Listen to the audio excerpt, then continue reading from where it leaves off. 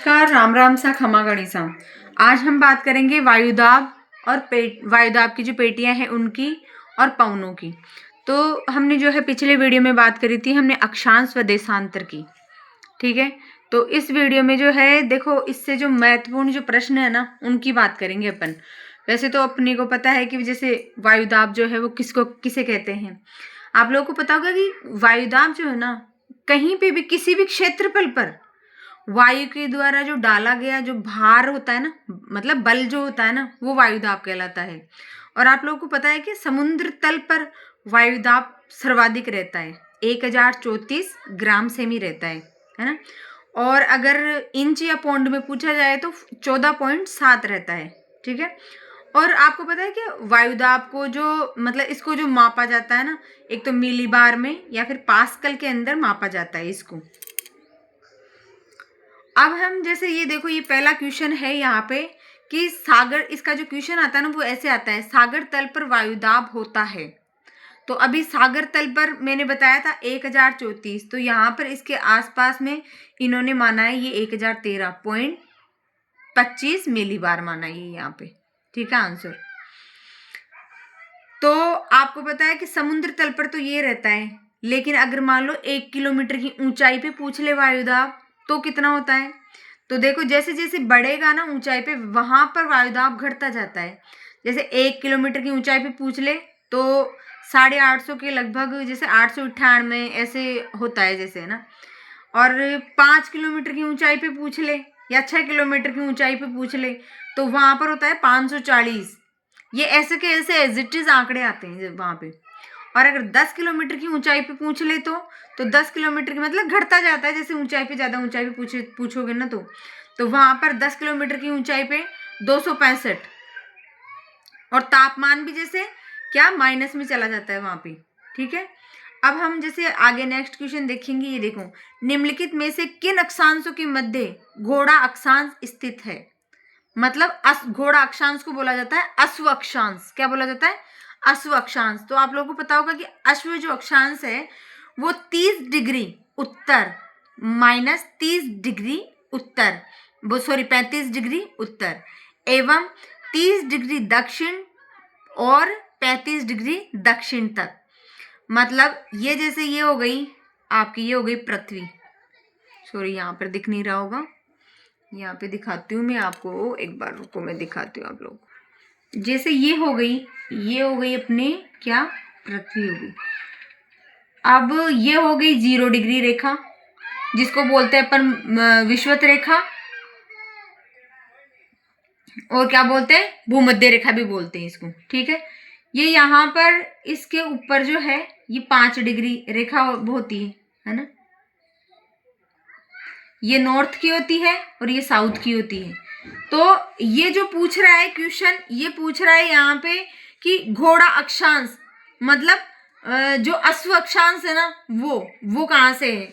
तो ये यहाँ पर ये है 30, ये यहाँ इसके ऊपर रहता है 30 जैसे, और एक ये मोटी पट्टी बनी हुई रहती है। तो 30 से 35 तक, 30 से 35 तक, तो ये तो रह गया उत्तर का, और ये 30-35 से ही रह गया मतलब दक्षिण का जैसे। तो जो अश्व अक्षांश जो रेखा, अश्व अक्षांश जो है ना वो 30 से 35 उत्तर और 30 से 35 दक्षिण में रहती है। ठीक है, अब नेक्स्ट क्वेश्चन लेते हैं अपन। उपोष्ण उच्च वायुदाब पेटियां है। तो देखो, उपोष्ण उच्च वायुदाब पेटियां कौन सी है इनमें से? गतिजन्य पेटी, तापजन्य पेटी, या भू अक्ष के अग्रगमन जन्य पेटी, या ध्रुवीय वातावरण जन्य पेटी। तो यहाँ पे पहले तो देखो, ये जो पेटियां है ना, ये वैसे तो 2 प्रकार की होती है। कौन कौन सी? एक तो होती है तापजन्य और एक होती है गतिजन्य पेटी। ठीक है, और जो तापजन्य जो पेटी है ना वो भी 3 प्रकार की होती है।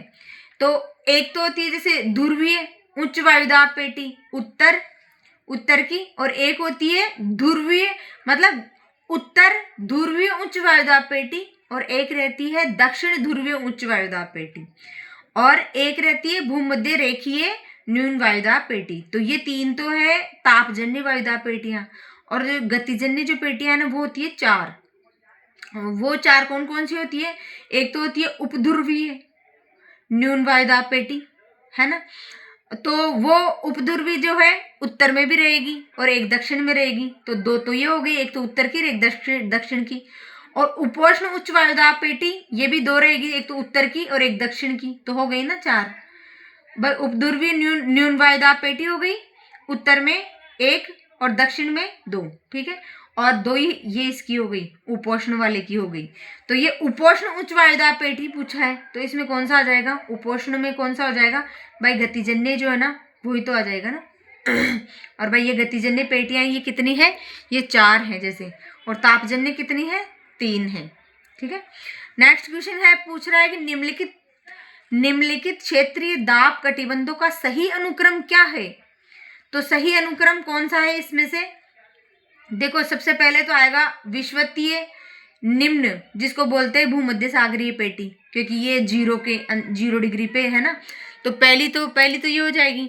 अब इसके बाद में आपको क्रम जचाना है, पहली तो ये हो गई, उसके बाद में ये हो गई इनमें से उपोष्ण उच्च वाली 30-35 पे, ठीक है। फिर उसके बाद में आ जाएगी उपध्रुवीय तीसरी वाली, ठीक है, 60-65 पे। फिर आ जाएगी ध्रुवीय, ये 90 डिग्री है ना। तो ये जैसे ये तो बीच 0 डिग्री पे रहती है, और ये जो तीनों है ना ये नॉर्थ में मतलब उत्तर में भी रहती है और दक्षिण में भी रहती है।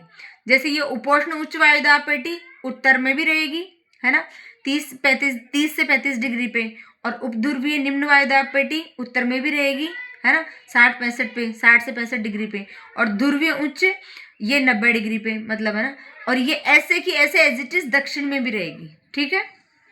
फिर है जैसे नेक्स्ट क्वेश्चन आ गया है यहाँ पे, जैसे ये वाला क्वेश्चन देखो। उपोष्ण मंडल में उच्च वायुदाब का क्या कारण है, उपोष्ण मंडल में उच्च वायुदाब का क्या कारण है, तो उच्च तापमान नहीं, निम्न तापमान नहीं, वायु का विस्तृत होना नहीं, वायु का अवतलन होना, ये मुख्य कारण है यहाँ पे, ठीक है। अब उसके बाद में नेक्स्ट क्वेश्चन है, जहां पर क्वेश्चन समझाने की बात आएगी ना वहीं पे, बाकी ये तो नॉर्मल है कि भाई ये तीनों कारण नहीं है, यही है। अब नेक्स्ट है जैसे उपोष्ण वायुदाब पेटी में वायु की गति होती है। उपोष्ण जो वायुदाब पेटी है ना उसमें वायु की गति कैसी रहती है, क्षैतिजीय रहती है, अनिश्चित रहती है, या अवरोही रहती है, या आरोही रहती है। तो देखो उपोष्ण जो 30 से 35 डिग्री वाली जो वायुदाब पेटी है ना वहां पर पूछ रहा है, तो वहां पर अवरोही रहेगी इसमें। ये जो है ना उपोष्ण मंडल है ना, इसको अश्व अक्षांश के नाम से तो जाना जाता ही है। अब ये अश्व अक्षांश के नाम से क्यों जाना जाता है, देखो इसमें क्या होता था पहले के जमाने में, जो है ना मतलब जो स्पेन के जो व्यापारी थे ना वो जलयानों में जैसे घोड़े ले जाते थे, तो उनकी जैसे जो नौका नाव थी ना वो मतलब घोड़ों की वजह से जैसे जो संचालन का जो आधार था ना वो मतलब उस टाइम पे तो पछुआ पौनी होती थी, जिधर पवन चलती उधर ही वो नाव मतलब वो कर लेती थी, मुंह कर लेती थी, जैसे उसी दिशा में वो चलती थी। लेकिन जो है उपोष्ण उच्च वायुदाब पेटी में पहुंचने पर वो क्या अत्यधिक सबसे ज्यादा वायुदाब के कारण जलयान जो था ना वो डूबने लगते थे, मतलब उस टाइम पे। तो उस टाइम पे नाविक मतलब जो नाव चलाते थे ना वो लोग उसको नाव को हल्का करने के लिए क्या करते थे, कुछ घोड़ों को जो है ना समुद्र में फेंक देते थे, और इसी कारण से जो है ना मतलब दोनों गोलार्धों में इस पेटी को 30 से 35 वाली पेटी जो है ना उपोष्ण वाली पेटी, इस पेटी को अश्व अक्षांश के नाम से भी मतलब जाना जाता है जैसे, है ना। और ये जो मैंने एक ही बताया नहीं आप लोगों को वायु अवतलन मतलब इसका मतलब क्या होता है, नीचे उतरना, ठीक है। अब है ये वाला हो ही गया एक ये गतिजन्य वायुदाब पेटियां। अब मैं अभी आपको आगे जा करके वो भी बताऊंगी, व्यापारिक पौने, पछुआ पौने, ये भी इनकी भी बात करेंगे। पहले एक बार ये 2 क्वेश्चन और देख लेते हैं। गतिजन्य वायुदाब पेटियां है, तो गतिजन्य कितनी है, 4 है ना, और कौन कौन सी है ये देखो, उपोष्ण उच्च वायुदाब, उपोष्ण उच्च दाब वाली है और उपध्रुवीय निम्न दाब वाली है। देखो मैं आपको बताती हूँ इसको, इसमें ये है, ये अपनी जो पूरी की पूरी क्या है, पृथ्वी है, ठीक है। ये हो गई अपने 0 डिग्री रेखा, मतलब ये 0 डिग्री ये विषुवत रेखा हो गई, भूमध्य बोलते जिसको है ना, वो हो गई। अब इसके ये ऊपर वाली जो चलती है वो तो होती है उत्तर वाली, और ये जो नीचे चलती है वो होती है दक्षिण वाली, है ना। अब इसमें उत्तर में देखो ये 30-35 आ गया ना, 30-35 पे चलती है उपोष्ण उच्च दाबी पेटी चलती है। अब यहाँ पर जो है जी ये पूछ लेता है, जैसे व्यापारिक पौने पूछ लेता है कि भाई उत्तर की व्यापारिक पवनों की दिशा कौन सी होती है। यहाँ पर क्वेश्चन यही बनता है, दिशा का क्वेश्चन बनता है। तो व्यापारिक पेटियों की जो दिशा पूछ ली जाती है ना, तो वो कौन सी है यहाँ पर, ये देखो जैसे ये उत्तर है, ये पूरा का पूरा क्या है, ये यहाँ तक उत्तर है। तो ये व्यापारिक पवनें किधर से चल रही है, यूं चल रही है ना, यूं। तो इधर यूं चल रही है, इधर की तरफ से यूं चल रही है ना, तो दिशा कौन सी होगी, उत्तर। और ये वाली दिशा कौन सी है, पूर्वी। तो उत्तर पूर्व से चल रही किधर की तरफ है, दक्षिणी पश्चिम की तरफ। तो उत्तर पूर्व से दक्षिण पश्चिम की तरफ दिशा है किसकी, पूर्वी व्यापारिक पवनों की, है ना, उत्तर वाली की। और अगर दक्षिण वाली व्यापारिक पवनों की दिशा पूछ ले, है ना, तो कौन सी दिशा हो जाएगी, ये रही दक्षिणी व्यापारिक वाली पूछ ले तो कौन सी दिशा हो जाएगी कि ये चल रही तो इधर से है ना, तो किधर से है, दक्षिणी पश्चिम से। दक्षिणी पश्चिम से उत्तर किधर की तरफ मुंह है इनका, ये देखो ये चल रही इधर से, दक्षिणी पूर्व से चल रही है, दक्षिणी पूर्व से उत्तर पश्चिम की तरफ इनका मुंह है ना। तो दक्षिण वाली व्यापारिक पवनों की दिशा का मुंह पूछे तो किधर आएगा, दक्षिणी पूर्व से उत्तर पश्चिम की तरफ। और इनका पूछे उत्तर पूर्वी व्यापारिक पवनों का पूछे ना, भाई इनकी दिशा कौन सी है, तो इनकी किधर से हो जाएगी, भाई उत्तर पूर्व से दक्षिणी पश्चिम की तरफ, ठीक है। और पछुआ पवनों का पूछे, ये रही पछुआ पवने, पछुआ पवनों का पूछे उत्तर, पछुआ पवनों का मुंह दिशा किधर की तरफ रहती है, तो किधर से रहती है, ये देखो ये इधर। तो ये नीचे वाली जो दिशा है वो कौन सी है, ये पश्चिमी दक्षिण से उत्तर पूर्व की तरफ चलती है। और अगर इन वाली दक्षिण वाली पछुआ पवनों की दिशा पूछ ले तो किधर से चल रही है, ये इधर किधर से चल रही है, इधर क्या है, उत्तर पश्चिम से दक्षिणी पूर्व की तरफ। और अगर ये इनका पूछ ले ये उपध्रुवीय पवनों की, तो बस ये रहा, उपध्रुवीय पवनों की दिशा और व्यापारिक पवनों की दिशा सेम होती है। और ये इधर भी, बस जो डिफरेंट है ना वो पछुआ पवनों की दिशा ही है, ठीक है। तो ये जो सातों पेटियां हैं, सातों पेटियां वो समझ में आ गया आप लोगों को। ये जो पेटी है, ये वाली जो पेटी, ये तापजन्य पेटी है ये वाली, ठीक है। और तापजन्य वाली और पेटी, तापजन्य वाली जो पेटियां है ना, सॉरी, तापजन्य वाली पेटी तो एक तो ये हो गई, और एक ये जो ध्रुवीय है ना, ये ऊपर उत्तर वाली और ये दक्षिण वाली, ये तापजन्य पेटियां हो जाएगी, ये और ये विषुवत और ये ध्रुवीय, ठीक है। और उसके बाद में गतिजन्य पेटियां है ना, ये गतिजन्य पेटी है, ये गतिजन्य पेटी है, और ये उत्तर वाली उपोष्ण ये गतिजन्य है, और उपध्रुवीय वाली ये गतिजन्य है। आई होप आप लोग समझ गए होंगे। अब बात करते हैं अपन नेक्स्ट क्वेश्चन की। उपोष्ण उच्च दाब जिसके कारण बनता है वह है, तो वह क्या है भाई, अवरोही वायु। अभी पहले आया था ये क्वेश्चन ऊपर। नेक्स्ट क्वेश्चन है कि निम्नलिखित में से तापजन्य वायुदाब पेटी है। तापजन्य वायुदाब पेटी अभी बताई थी, इनमें से उत्तरी उपध्रुवीय न्यून दाब पेटी नहीं, दक्षिणी ध्रुवीय उच्च दाब पेटी, हाँ ये सही है, दक्षिणी उपध्रुवीय निम्न दाब पेटी ये नहीं, तो भाई ये वाली रहेगी। नेक्स्ट क्वेश्चन है इसमें से अयन व्रतों पर उच्च वायुदाब होने का प्रमुख कारण क्या है। तो अयन व्रतों पर उच्च वायुदाब होने का एक प्रमुख कारण तो वही है कि भाई वो नीचे उतरती है वायु राशि के अनुसार। निम्न और नेक्स्ट क्वेश्चन है जैसे उपध्रुवीय अक्षांशों में, उपध्रुवीय अक्षांश मतलब 60 से 65 डिग्री पे जो अक्षांश रहते हैं ना उनकी बात कर रहा है वो। उपध्रुवीय अक्षांशों में कम वायुदाब की पेटी का प्रमुख कारण है, प्रमुख कारण कौन सा है, उच्च तापमान, कम तापमान, या पृथ्वी का घूर्णन, या जेट धारा। तो वहां पर है पृथ्वी का घूर्णन।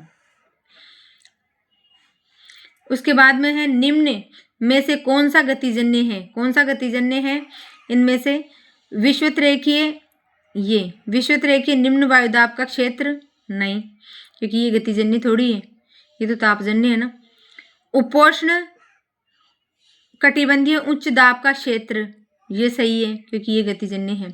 ध्रुवीय उच्च वायुदाब का क्षेत्र ये भी नहीं है, तो ठीक है ये वाला राइट है इसमें, ठीक है। नेक्स्ट क्वेश्चन है उपध्रुवीय निम्न वायुदाब में कम वायुदाब रहता है, तो इसमें कम वायुदाब उपध्रुवीय निम्न वायुदाब पेटी में कम वायुदाब कहाँ पर रहता है, तो पृथ्वी की घूर्णन गति के कारण रहता है। वीडियो लंबा हो जाएगा इसलिए जल्दी जल्दी कर लेते हैं। फिर है कि देखो डोलड्रम की स्थिति का आप लोगों को पता होगा, ये रहा डोलड्रम पेटी। डोलड्रम पेटी स्थित है कहाँ पर है, तो भूमध्य रेखीय है ना, न्यून दाब पर, मतलब डोलड्रम जो है मतलब भूमध्य रेखा मतलब 0 डिग्री जो रेखा है वहां से लेकर के 5 डिग्री जो है ना रेखा उत्तर और दक्षिण में, वहां तक जो है ना डोलड्रम पेटी का विस्तार है मतलब। उसके बाद में है ये देखो, कौन सी विशेषता शांत पेटी की नहीं है, नहीं पूछ रहा है वो, नहीं है, तो इसमें से क्या आएगा, संवहनी धाराएं है, अवदाब है, उच्च तापमान है, वायु विक्षेपण नहीं है। ठीक है, ये पूछ रहा है ऊपर देखो, डोलड्रम निम्नलिखित में से किन अक्षांशों के मध्य स्थित है, ये भी मैंने पीछे नीचे बताया था कि डोलड्रम पेटी कहाँ पर है, तो ये देखो 5 डिग्री नॉर्थ में और 5 डिग्री साउथ में। फिर है डोलड्रम, ये भी आ गया वापस वही क्वेश्चन, डोलड्रम स्थित है कहाँ पर स्थित है डोलड्रम, वही 5 डिग्री उत्तर से 5 डिग्री दक्षिण अक्षांश के बीच में स्थित है। एक क्वेश्चन जैसे जो ऊपर आया है वो कि अंतर उष्णीय मिलन कटिबंध स्थित, मतलब ITC-Z जो रहती है ना वो कहाँ पर है, तो वो विषुवत रेखीय क्षेत्र है ना वहां पर पाई जाती है। और क्या आप लोगों को पता है कि शांत पेटी जिस रेखा के दोनों ओर पाई जाती है वो कौन सी है, वो भी भूमध्य रेखा, मतलब वो घुमा फिरा करके कैसे भी क्वेश्चन पूछ लेगा जैसे एग्जामिनर। एक देखो ये वाला क्वेश्चन आया था अभी हाल ही में, पवनों पर पड़ने वाले बलों का योग शून्य हो जाने पर, पवनें जो होती है ना पवनों पर पड़ने वाले बलों का योग शून्य हो जाने पर स्थिर गति व दिशा से चलने वाले पवनों को कहते हैं जियोस्ट्रोफिक कहते हैं। क्या कहते हैं, जियोस्ट्रोफिक कहते हैं। नेक्स्ट क्वेश्चन, यदि धरातल सर्वत्र समतल होता व पृथ्वी घूर्णन नहीं करती तो पौने समदाब रेखाओं के परिक्षेत्र में चलती है, समकोण पर चलती है। भाई किस पर चलती है, समकोण पर। जब तापमापी ऊंचा होता है तब वायुदाब मापी होता है, क्या होता है, नीचा। और यदि तापमान अधिक होता है तो वायुदाब होता है क्या, कम। ये तो भाई नॉर्मल से की क्वेश्चन है ये तो। ध्रुवों की ओर विक्षेपण बल क्या बढ़ता जाता है। जेट धाराओं की अधिकतम गति नोट में है लगभग, कितनी नोट में है, लगभग 200 नोट में। कोरियोलिसिस बल उत्पन्न होता है तो कहां पर उत्पन्न होता है, पृथ्वी के घूर्णन जो है ना बल, वहां से।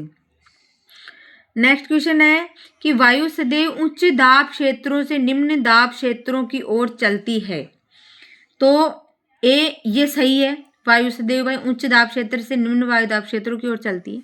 ठीक है, ये वाला सही है। दूसरा क्या कह रहा है कि ये सही है क्या,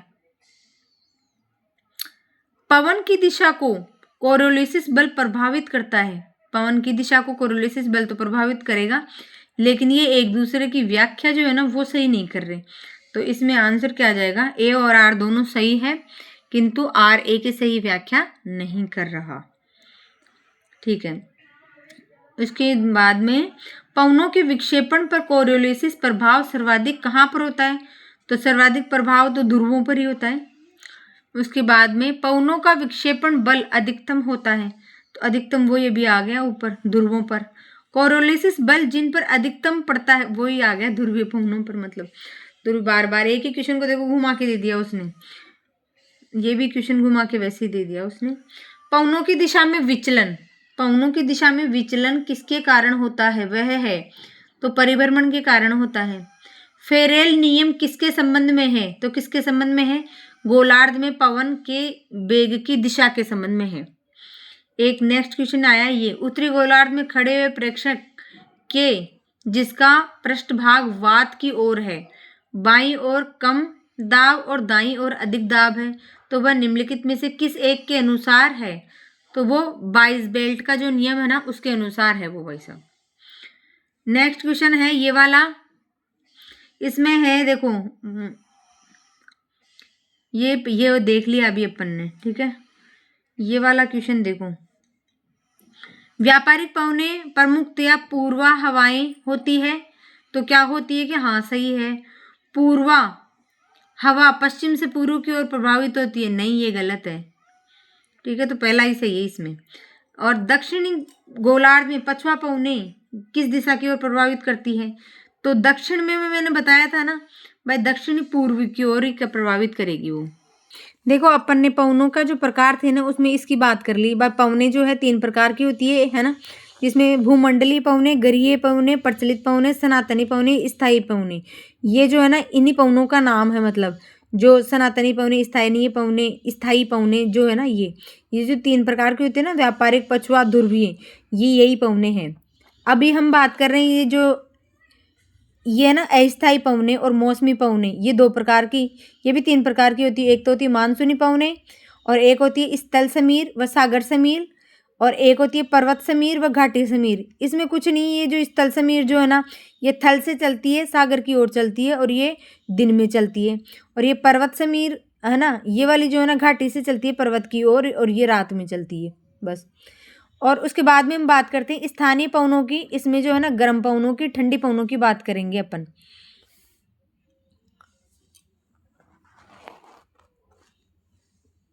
बार ये देख लो आप, पर्वत समीर है ना, ये देखो, ये दैनिक पवन तंत्र है ना, पर्वत समीर घाटी, ये घाटी से समीर की तरफ चलती है, और ये दिन के समय घाटी के निचले भाग से पर्वतों के ऊपरी भाग की ओर चलने वाली पवनों को घाटी समीर कहते हैं। और ये रात्रि के समय पर्वतों के ऊपरी भाग से घाटी की ओर चलने वाली पवनों को पर्वत समीर कहते हैं। तो पर्वत समीर कब चलती है? रात्रि के समय चलती है, ठीक है, और घाटी समीर दिन के समय चलती है, ठीक है। और एक जो स्थल समीर की बात देखो, ये दिन के समय सागर से स्थल की ओर चलने वाली मंद पवन जिसको सागर समीर कहते हैं, और ये रात्रि के समय स्थल भाग से सागर की ओर चलने वाली मंद पवनों को स्थल समीर कहते हैं। तो ठीक है, आई होप समझ में आ गया होगा ये, ठीक है। इसमें कुछ नहीं है, वो या तो दिन मतलब ऐसे पूछेगा कि ये किधर से किधर की ओर चलती है, तो स्थल समीर किधर से किधर की ओर चलती है, थल से सागर की तरफ चलती है और दिन के समय चलती है। उसके बाद में बात करते हैं कि स्थानीय पवने जो गर्म पवनों की बात करें तो चिनुक पवने होती है। चिनुक जो पवने है ना, वो उत्तर अमेरिका का जो रोकीज पर्वत है ना, वहां से चलती है, और इनको हिमभिक्षणी भी बोलते हैं। ऐसे कैसे एज इट इज नाम आता है, चिनुक चिनुक चिनुक, चिन्ह ऐसा काट दिया तो क्या आ गया? हिमभक्षणी आ गया, ठीक है। और ये जो है ना, ये देखो सांता आना, ये कहाँ पर है? ये भी सांता आना कैलिफोर्निया में चलती है। ये भी कैलिफोर्निया दक्षिण अमेरिका में ही तो है, मतलब अमेरिका में है ये भी, सांता आना कैलिफोर्निया। फिर उसके बाद में है जोंडा, ये भी दक्षिण अमेरिका में चलती है, ये भी गर्म ही है। सांता आना भी गर्म है, जोंडा भी गर्म है। फोन जो है आल्प्स पर्वतमाला के उत्तरी ढालों पर चलती है, मतलब स्विट्जरलैंड में है ना, मतलब यूरोप में चलती है, तो ये भी गर्म ही है। और इसको बसंत काल में अंगूर की फसल के लिए जल्दी पका देती है ये फोन। देखो आप फोन करोगे तो कहाँ से आएगा, कहाँ पे करोगे आप? आल्प्स पर्वत, मतलब यूरोप फोन करोगे। आल्प्स पर्वत कहाँ पर है? यूरोप में, स्विट्जरलैंड वगैरह ये उधर ही तो है। और मतलब फोन पे आप बातें करते करते आप अंगूर खाओगे तो अंगूर की फसल के लिए ये अच्छा है। सिराको, ये भी गर्म है, सिराको भी, ये उत्तरी अफ्रीका के सहारा जो मरुस्थल है ना, वहां से चलती है ये। सिमुम हवाएं भी कहते हैं इनको, और इनको रक्त वर्षा के नाम से भी जाना जाता है। ये देखो मोस्ट सहारा है ना, ये सहारा मरुस्थल है, वहां पर चलती है सिमुम पवने। अरब मरुस्थल पे सिमुम, मिस्र में खमसिन बोला जाता है इनको, लीबिया में किबली बोला जाता है, ट्यूनीशिया में चिल्ली बोला जाता है, इटली में सिराको बोला जाता है, स्पेन में लेवेश बोला जाता है, लेवेंटर भी बोला जाता है, लेवेंट भी बोला जाता है। सबसे एक मोस्ट है हरमट्टान, ये उत्तर पूर्वी अफ्रीका पे चलती है, मतलब वहां पर है ना। इनको डॉक्टर हवा भी बोलते हैं। तो हरमट्टान क्या करता है? हर मट्टान है ना, तो ये देखो इसमें भी आधा अक्षर आया, तो डॉक्टर ट में भी हरमट्टान है ना, डॉक्टर हवाएं बोलते हैं इनको। और डॉक्टर पवनों के जैसे जैसे ही पवने ऑस्ट्रेलिया के विक्टोरिया प्रांत में ब्रिक फिल्टर व न्यूजीलैंड में नॉर्वेस्टर तथा यूएसए में ब्लैक रोलर के नाम से भी प्रभावित होती है। सिस्तान, ये सारी की सारी गर्म है अभी, ठीक है। सिस्तान ये 120 दिन की हवा है, ये ईरान के पठार पर चलती है। सामल, बर्ग, लू, काराबुरान, ये सारी की सारी क्या है? गर्म है। अब बात करते हैं ठंडी पवनों की। तो यह ठंडी पवने हैं ब्लिजार्ड, ये ठंडी ध्रुवीय पवने हैं। ये कहाँ चलती है? कनाडा, ग्रीनलैंड, साइबेरिया, ठीक है। उसके बाद में पुर्गा या परगा, ये रूसी टुंड्रा पे चलती है। बोरा इटली, एड्रियाटिक सागर है ना, वहाँ चलती है। और ब्राइस, ये फ्रांस में चलने वाली ठंडी हवा है। मिस्टल ये राइन घाटी पे चलती है ठंडी। और हबूब, धूल का तूफान कहते हैं इसको, ठीक है। तो ये हो गई ये ठंडी ले, ठीक है, ये ठंडी पवनों के नाम जैसे ब्राइस, दक्षिणी बटर, ग्रेगाले, पेपेरो, बोरा, मृस्टल, पेपागायो, बुरान, पुर्गा, ये सब पौने हैं। तो ठीक है, बाय बाय गाइस। ये देखो इसका जो क्वेश्चन आया हुआ ना वो ऐसे आएगा, जैसे ये इधर चिनुक पौने दे देगा, मिलान दे देगा। तो चिनुक कहाँ पर चलती है? यूएसए में चलती है। नार्वेस्ट कहाँ चलती है? न्यूजीलैंड में चलती है। मृस्टल कहाँ चलती है? स्पेन में चलती है। फोन कहाँ चलती है? स्विट्जरलैंड में चलती है।